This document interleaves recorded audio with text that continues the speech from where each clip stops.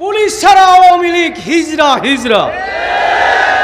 আজকে যার প্রমাণ পেলাম রাষ্ট্রীয়ভাবে পুলিশ ওনাদের পক্ষে নাই।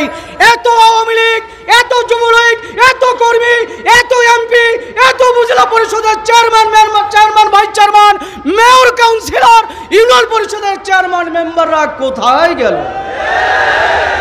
তো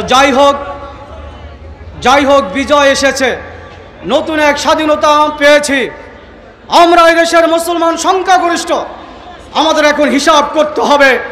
এক জালেম চলে গিয়েছে, আরেক জালেম জন্য ক্ষমতায় না। আল্লাহর দরবারে শুকরিয়া আদায় করি, আল্লাহ তাআলা এক মহা গজব এবং দানব থেকে আমাদেরকে মুক্ত করেছেন, আলহামদুলিল্লাহ। আজকে স্বাধীন চিত্তভাবে কথা বলার সুযোগ হয়েছে।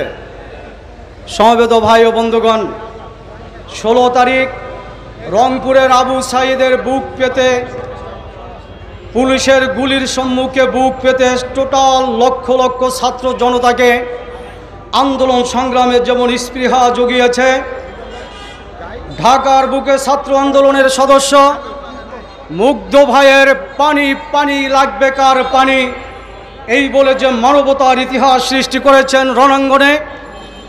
পাশাপাশি 17 তারিখের ঢাকার রাজপথে পীর সাহেব চরমনাই যে একটা প্রশাসনকে লক্ষ্য করে হুঙ্কার দিয়েছিলেন, হে নরপিশাচ, কেন তোরা আমার সন্তানের বুকে গুলি করলি? এই আঘাত টোটাল প্রশাসনের বুকে বুলেটের মতো লেগেছে।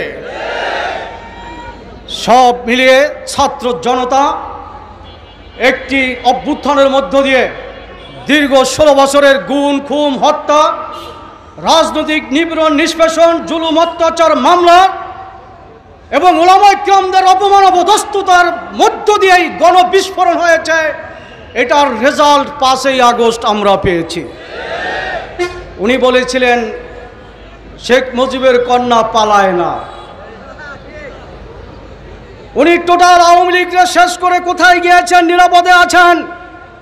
উনি আওয়ামী লীগকে শেষ করেছে শেখ মুজিবকে মিথ্যা ইতিহাস দিয়ে এদেশের প্রজন্মকে অতিরিক্ত খাওয়াইতে গিয়ে।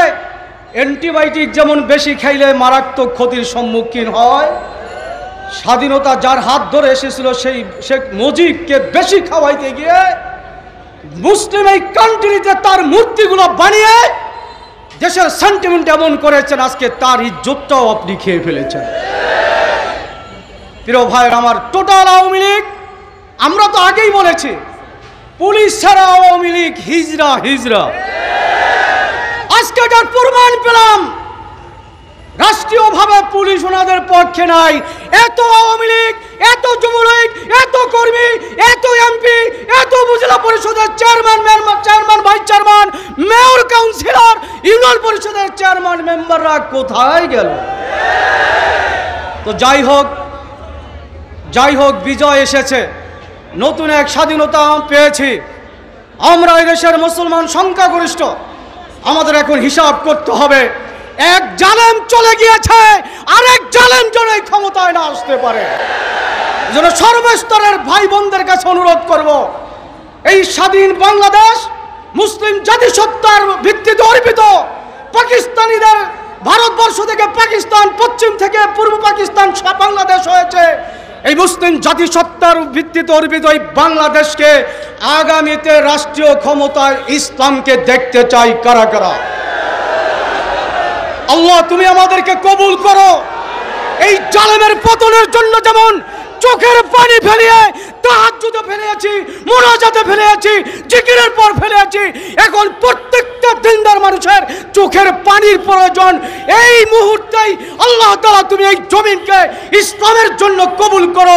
আমি আপনাদের কাছে জানতে চাই, ইসলাম প্রতিষ্ঠার জন্য যদি আরেকটা লড়াইয়ের প্রয়োজন হয়, পীর সাহেব চরমনাইর ডাইনে বামে সামনে পিছনে থেকে কারা কারা জীবন কুরবান করার জন্য প্রস্তুত আছেন?